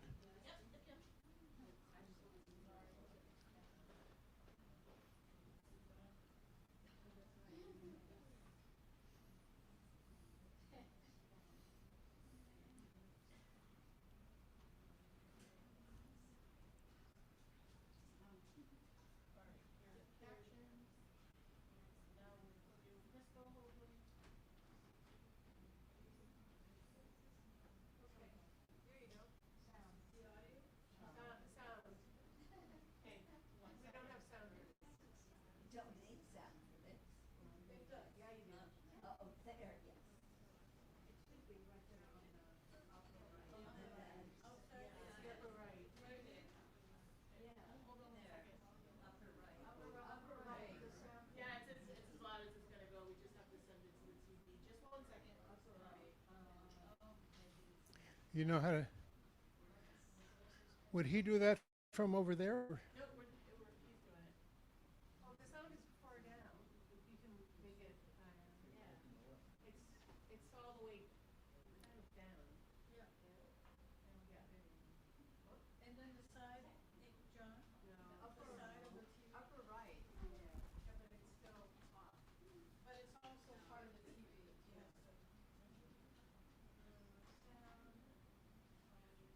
Yes, TV input.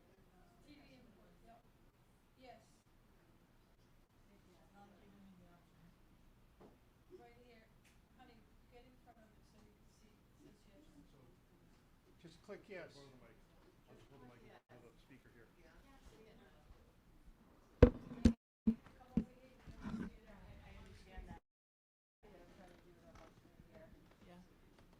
So just play the video. I'll do this. Mom, this is the one you said.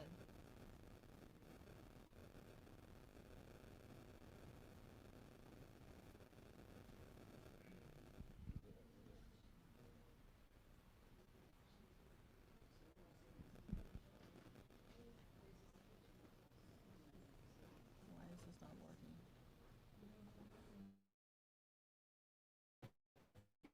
Of all abilities. We're committed to integrating children with and without disabilities in the family, and we've been in existence since 2008.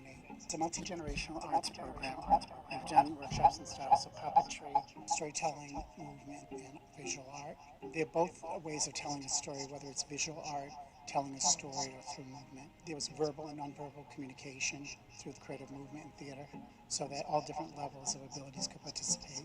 Aisha and Wendy co-created the content of this workshop. I myself am Aisha Knight. I am deaf. I'm a storyteller. And Wendy Jalen is a dancer. Wendy and I had created this curriculum that will involve signing, dancing, and movement, all with improvisation as key. We were struck by this story called The Silent Lotus, and is related to a deaf girl from Cambodia. She didn't speak or hear. This related to communication. So how would one communicate? Whether it be through gesturing, through pictures. It's very important for children to be able to communicate. Ooh, very good. It could be through a dance movement, it could be through with art, it could be expressing your frustration. There you go, perfect. Just love to see their imagination just expand. Ooh, flowers are within that lotus flower. Wonderful. And just blossom into just movement and just involvement and engagement. The storytelling was awesome. The interpreter was showing them how to make the owls and the little hummingbirds in sign language. Oh, we're going to show you how to sign. Very intricate sign. It taught them not only to communicate in one way, it also showed them another way to communicate while they're telling the story, which I found that very fascinating. Mostly we were using movement, just really getting ourselves into our bodies. I'm going to walk into the middle of the circle, and I'm going to start just moving until I find a movement that I like. And when I feel like Winter has my movement, we're going to switch places, and she's going to go in the middle, and she's not going to start thinking. She's going to go in the middle. She's going to let her body figure out what to do. So you're going to change it into, don't stop, keep going. Keep going there, go in there. So we played some movement theater games where we make up a name that's a movement. Wendy, Aisha, Shayla, Cheryl. And then putting those together sometimes into phrases, and then also playing a little bit with improvisation.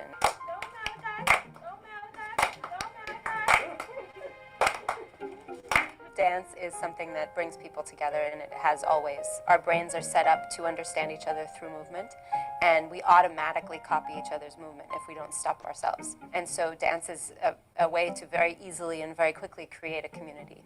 And I feel like that definitely happened with this group. There's a lot of stories waiting to be told, and sometimes people aren't listened to as they tell their stories. And in this workshop, there was a lot of support for sharing whatever story through movement, theater, or art.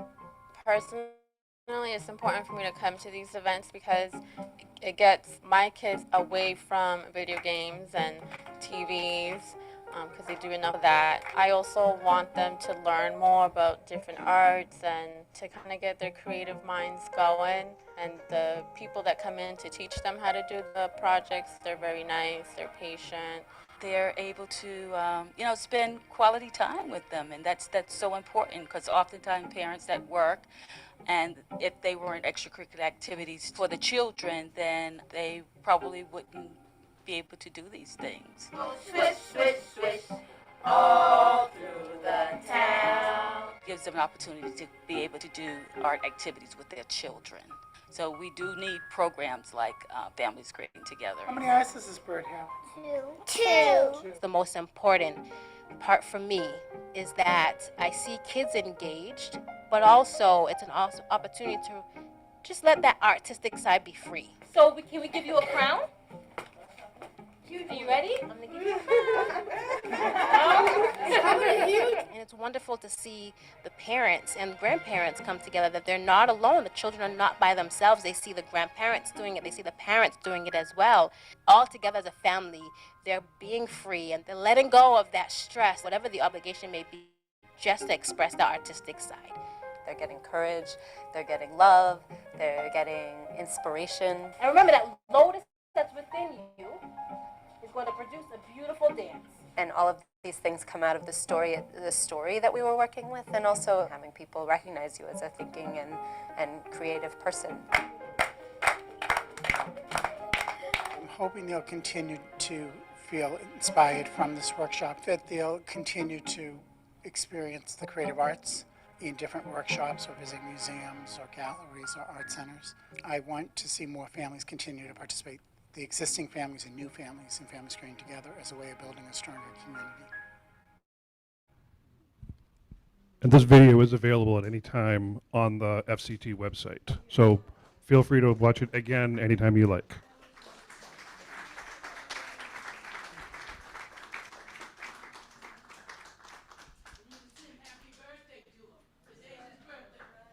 Happy birthday to you. Happy birthday to you. Happy birthday, Teddy. Happy birthday to you. My name is Lady Liz. I'm a jazz singer. I sing at the church, the first church in Jamaica Plain, Pastor Ashley. And Ed would always go there all the time to sing. I've been married 3 times. One of my husbands was Shorty Jarvis. He knew Malcolm X. I was married to the real Shorty, the new Malcolm X singer in Boston. And Ed always loved me to sing. And he was very friendly. He always told me to come to plays and do this. He knew everybody. He should have been a senator in the White House. He is something. And there's going to be a lot of people like him. And his spirit still lives. He knows this is his birthday. And he's here today. His spirit lives. You got to believe in the spirit. Nam yo ho renge kyo, nam yo ho renge kyo, nam yo ho renge kyo. He knows the spirit. I'll be seeing you and all in all familiar places that this heart of mine embraces all day through. In that small cafe, the park along the way, the children's carousel, the chestnut trees that wishing well, I'll be seeing you, and every lovely summer's day, and everything that's so great, I always think of you that way, Ed. I'll find you in the morning sun, and when the night is new, I'll be looking at the moon, but I'll be seeing you.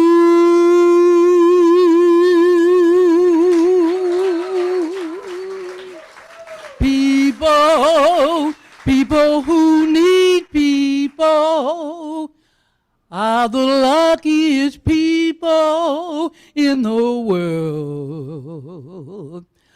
People who need people are the luckiest people in the Whoa, this is for you, Ed. My baby. Didn't he have nice eyes? I used to say to him, you got some nice eyes. He look, and Ed could look right through you. Yes, sir. God bless Ed. Hallelujah, Ed. His spirit still lives, and he knows he's here today. To all of us. Thank you.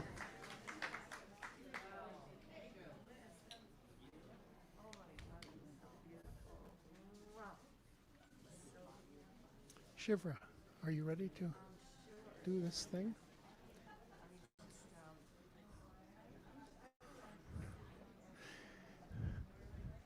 We've asked Shifra to bless the conclusion of our meeting. Oh yeah, sure.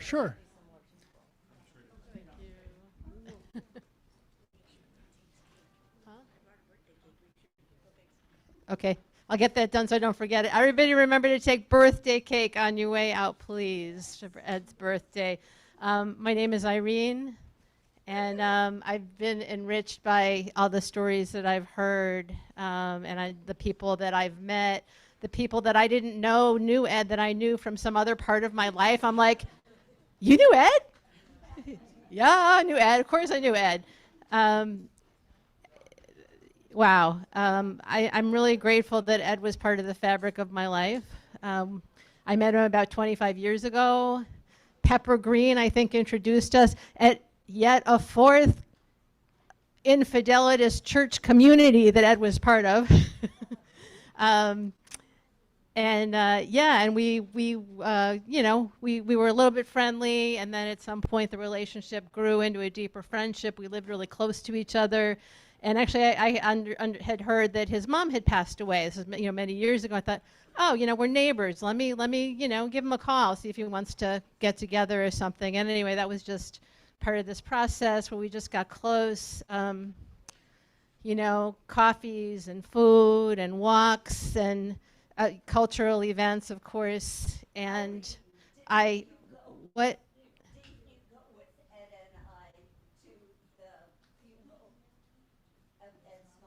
No.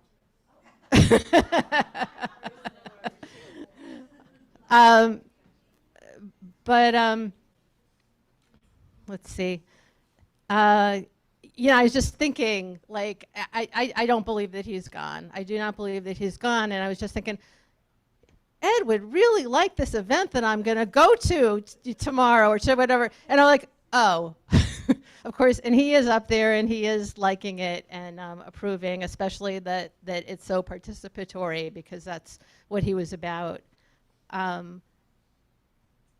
I'm going to miss him. I ride the bus past his place, and I would often see him. I'd see him at the bus stop. I'd see him in JP Licks. I'd see him wherever, and and then we just had coffee and a nice catch-up session like maybe 5 weeks ago, which I'm really grateful for. And when people inevitably at these things, people say, this reminds us to hold each other closer, to not take each other for granted. We don't know how much time. And I'm really grateful that it was just, like about 5 weeks ago, we had a really nice, kind of good, satisfying catch-up session, and then just spoke on the phone, just one of our like regular conversations maybe like 10 days ago.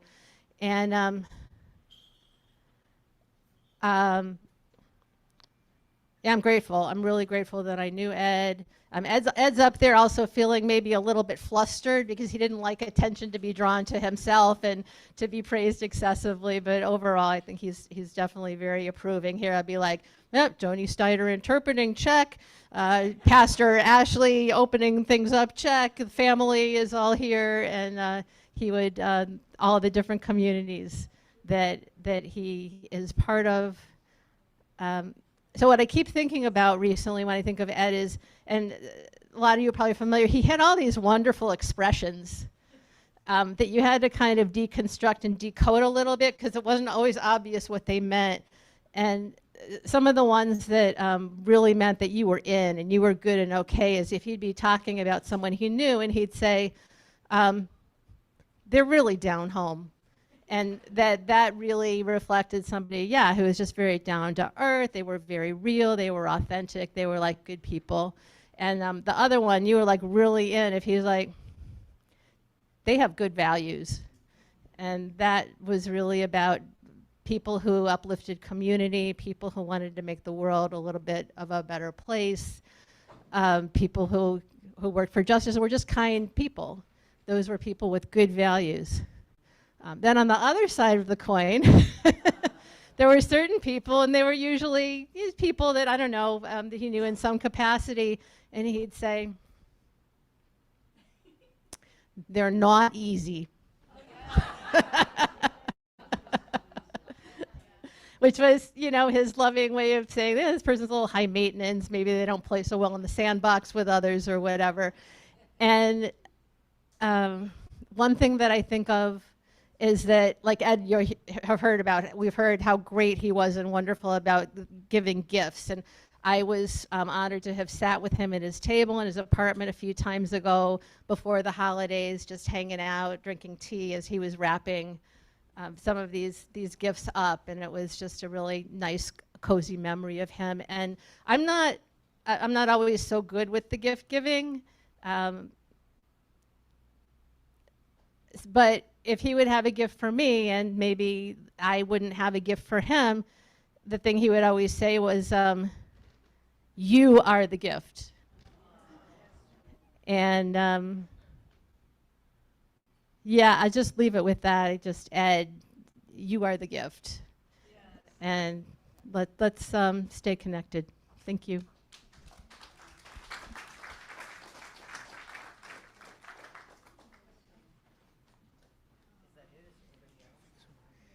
Anybody else before we conclude with Shifra? Do you mind if I'd like to be able to see people? Is it okay if I go up front? Okay, thank you.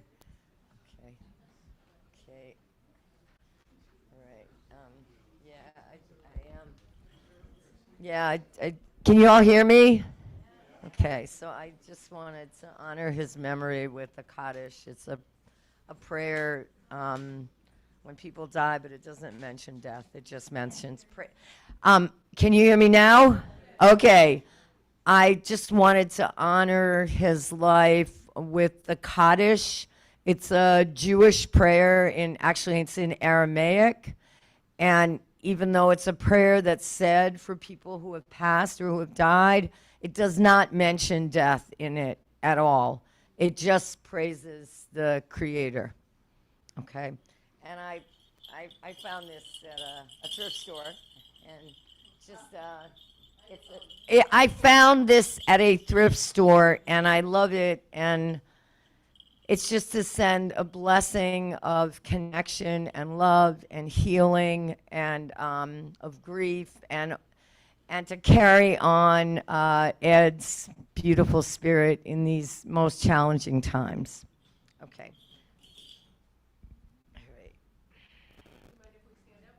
Yeah, you're welcome to stand up, and anybody's welcome to say it with me. I change a few words to make it more inclusive. Okay. Yitkadal v'yitkadash shemei rabah v'yalama divrach kirutei v'yamlich malchutei v'yatzmach porkanei v'yikarev mishichei b'chayechon u'yomechon u'b'chayei d'chol beit ha'olam B'chol Beit Yisrael ba'agala v'zman kariv v'yemru amen. You can say amen if you want. Yehei shemei rabah mivorach leolam leomei omaya yitbarach v'yishtabach v'yitpa'ar v'yitromam v'yitnaseh v'yitadar v'yitalev v'yitalal shemei kudasha b'richu Le'ela min kol birchata v'shirata tush b'chata v'nechamata da'amiran bi'alma v'yemaru amen Yehei shalom rabba min shemaya v'chaim tovim aleinu v'al kol Yisrael v'al kol yoshvei tevel v'yemaru amen Oseh shalom b'mromav Hu Yaseh Shalom Aleinu V'al Kol Yisrael V'al Kol Yoshvot Tevel V'yimeru Amen. And this goes, this is the translation. Exalted and created be the Creator's great name. Throughout the world, which God has created according to God's will, may God establish God's realm of rulership, bring forth God's redemption, and hasten the coming of the transformation, the Messianic age. In your lifetime and in the lifetime of the entire house of the world and the house of Israel, speedily and soon, and say Amen. May the Creator's great name be blessed forever and to all eternity, blessed and praised, glorified, exalted, and extolled, honored and adored. Blessed be the one.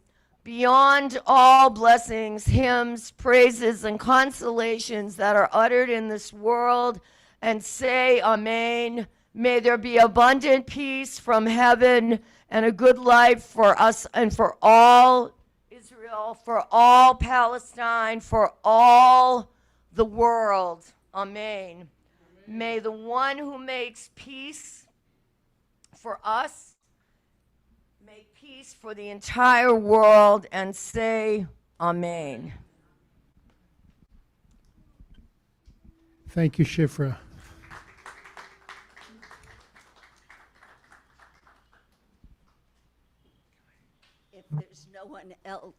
If there's no one else that likes to speak, I wanted to play something for Ed. Any more speakers?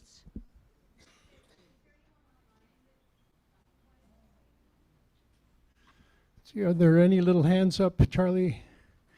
By the way, thank you, Charlie. That's what I just said. A couple of hands up online. Okay, okay.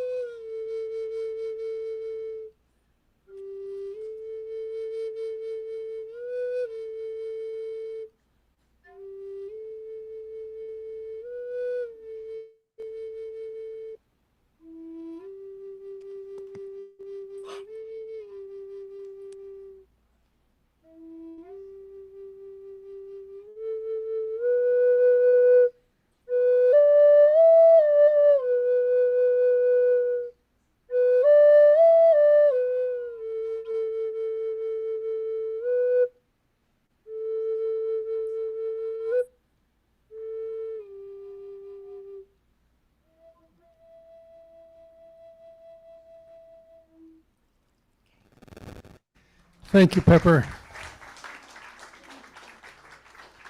What a sweet way to send Ed's spirit home, to be with the ancestors and be with us. Thank you all for gracing our space. And please, there's a lot of good on the table there. Please enjoy it and enjoy yourselves and each other. And come back to community church as soon as you can. We're here for you. And it's been an honor to be with Ed for all these years and him be a leader in this community. And we called him Ed, not a mean bone in his body Pazzanese.